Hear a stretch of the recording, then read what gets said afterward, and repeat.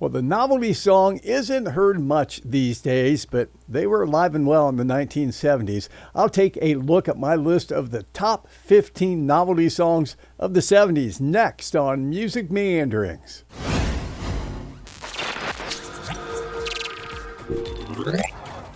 Hi, this is Mike Lamneck. It's Music Meanderings. Please take the time to subscribe to the channel, like the video, and comment below.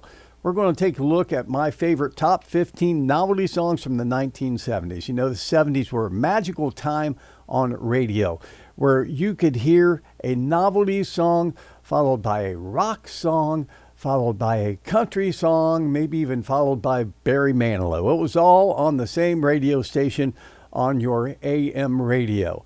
Well, one of my top 15 novelty songs, Chicka Boom, Don't You Just Love It, by Daddy Dewdrop out in 1971. Spoken word lyrics by Dick Monda under his alias of Daddy Dewdrop.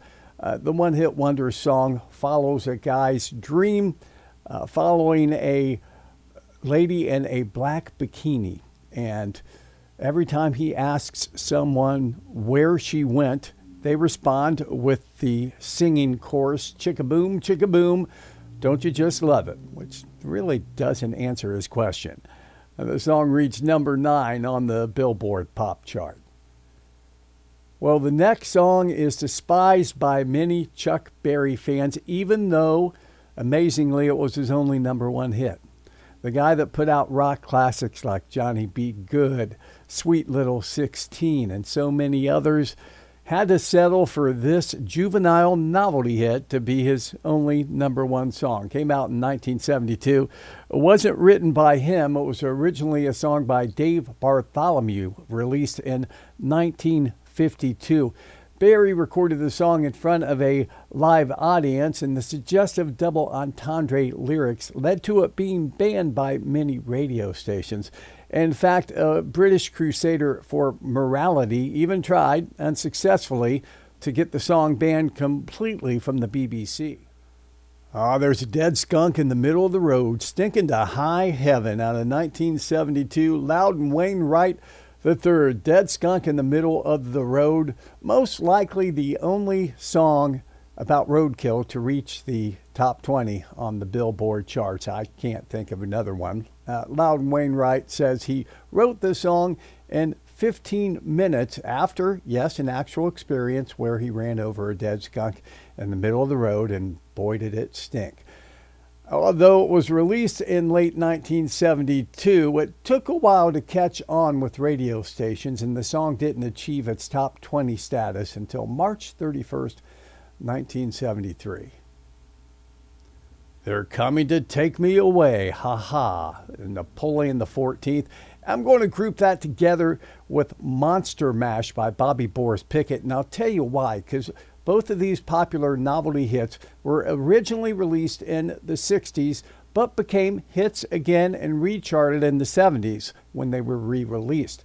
Now, Napoleon the 14th, real name Jerry Samuels, originally peaked at number 3 in 1966 with They're Coming to Take Me Away. Then it was reissued by Warner Brothers Records in 1973. Now, I owned the 45, the single, as a kid, and I enjoyed listening to the flip side, the B side, as much as the A side. The flip side was actually the whole song, but backwards. They played the whole song backwards, which I was amazed by that concept as a kid. Now I know it's pretty easy to do. You just flipped the reel-to-reel tape and played it, and it would play backwards. But that was the B side. And then originally hit in 1962, the top Halloween hit, Monster Mash by Bobby Boris Pickett and the Crypt Kickers, was re-released and charted again in 1970 and 1973.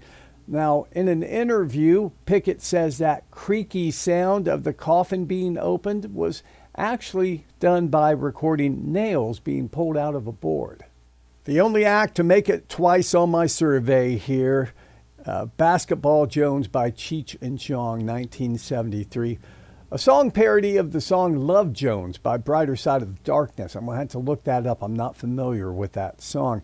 Cheech Marin sings the song in a falsetto as the character, yes, Tyrone Shoelace. Get it? Tie your own shoelaces. The song starts with a hilarious interview segment with Tyrone's basketball coach.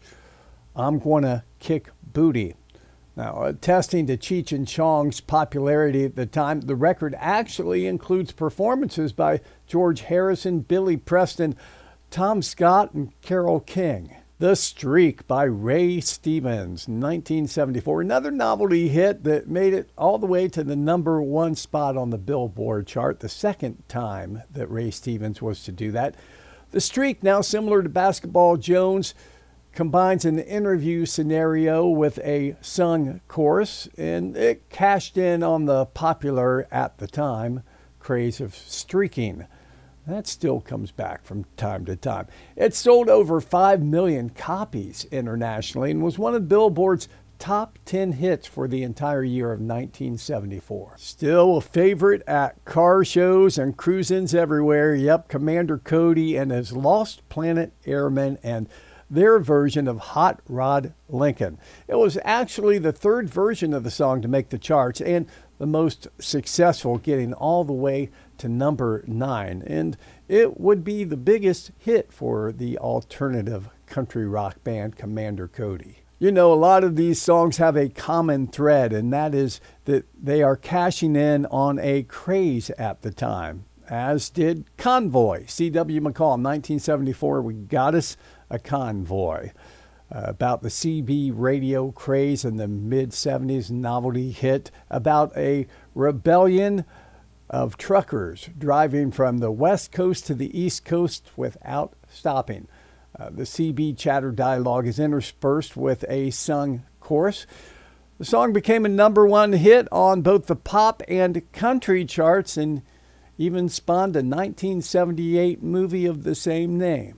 The multi-talented Steve Martin and King Tut by Steve Martin and the Toot Uncommons, 1978. The song has fun with the popular at the time Treasures of the Toot Uncommon exhibit that was touring America from 1976 to 1979. Now, Steve Martin famously debuted the song during an April 1978 episode of Saturday Night Live. His backing band on the record, the Toot Uncommons, actually featured members of his friends from the Nitty Gritty Dirt Band. I'm Mike Lamneck. We're going through a survey of my favorite top 15 novelty songs of the 1970s. It was a fun time for radio when you could hear all kinds of music, including novelty songs, on the radio every day.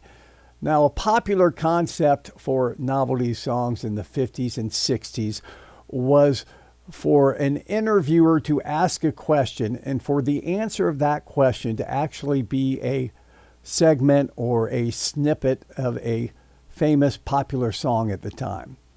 Mr. Jaws' Dickie Goodman did that in 1975. Now, he had his first big hit doing that very thing in the 1950s with The Flying Saucer, Part 1 and 2, in which he would ask a question followed by a snippet from a popular recorded song. Well, he would do a similar treatment for Mr. Jaws in 1975, though when that record became a hit, the sample songs had to be replaced by sound-alike recordings. I've grown up in the 70s with my cheap little record player and tape recorder. I tried to duplicate that type of recording, asking a question and putting the needle down on the record. Yeah, it didn't turn out all that well. Perhaps one of the most hated songs, if not the most hated songs, that will be on this survey of top 15 novelty songs from the 70s, Rick Dees and his Cast of Idiots with Disco Duck. Popular radio DJ Rick Dees hit it big with a song that regularly shows up on the list of worst or most hated songs of all time. Dees says it took 1 day to write the song and 3 months to convince anyone to perform it. Although despised by many now, the song made it all the way to #1 on the Billboard chart in October 1976. Now, did you know Jim Stafford's Wildwood Weed was actually a cover of a 1964 country song written by Don Bowman? I didn't know that till doing my research. Wildwood Weed, Jim Stafford's version, 1974. Now, when I first heard the song on the radio in the 70s, I didn't even realize that the music used in the background was a famous old standard wildwood flower. Some AM radio stations banned the song because of its reference to marijuana. Next up is one of my favorite novelty songs that I still like hearing today, and that is Uneasy Rider by Charlie Daniels. I just love the way Charlie Daniels tells the story in a spoken word style with the music underneath. Of course, Daniels would have a lot of non-novelty hits to follow, but I still laugh every time I hear this one. Uneasy Rider, Charlie Daniels, out of 1974. I'm a junk food junkie, good Lord have pity on me. Larry Gross, 1974, and junk food junkie. At the time, there was an all-natural food rage going on. So Larry Gross cashes in on that, telling the hilarious story of a guy leading a double life, boasting that he is all natural during the day with his diet, but sneaking in a Big Mac and moon pie at night. The song was recorded in front of a live audience, which really adds to its appeal here. Gross has gone on to record a series of platinum-selling children's recordings for Walt Disney Records. Well, the only act to appear twice on my survey of top 15 novelty songs of the 1970s, and that is Cheech and Chong with Earache My Eye, one of the most enduring of all novelty songs, I think. It was a surprise, huge hit. It starts with a skit about a teenager being woke up by his dad and told that he has to go to school, while the teen, played by Tommy Chong, says he can't go to school because he has an earache. His dad famously says, "Earache, I'll give you a butt ache." The son then starts the song performed by Cheech Marin under the name of Alice Bowie. Now, the song's popularity has remained, with cover versions even being performed by Eminem, Korn, and Soundgarden. So what are your favorite novelty songs from the 70s or any decade? Go ahead and comment below. And thanks for watching Music Meanderings.